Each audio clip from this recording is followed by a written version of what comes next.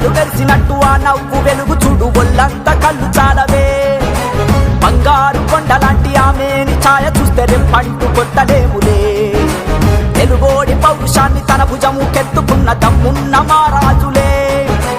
మన మీద దిద్ది ఉన్న మదరాసి అన్న మాట ఉద్యమించి తుడిచివేసలే తెలుగు జాతంటే ఏంటో అస్తినకు తెలిసేలాగా యుద్ధమే చేసిన వాడే రామన్న ఒక్కడే ఒక సైన్యంగా ఆత్మగౌరవమిది అంటూ తెలుగు తన రాతను మార్చెను సారథిగా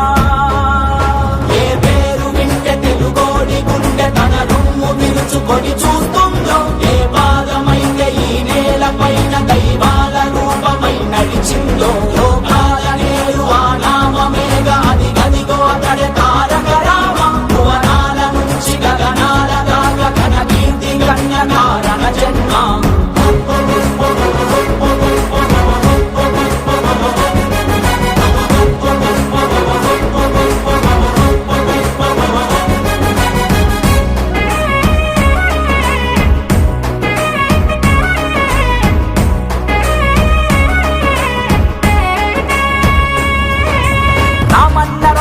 ఇట్టాగే ఉంటదంటూ చేతల్లో చేసి చూపెనే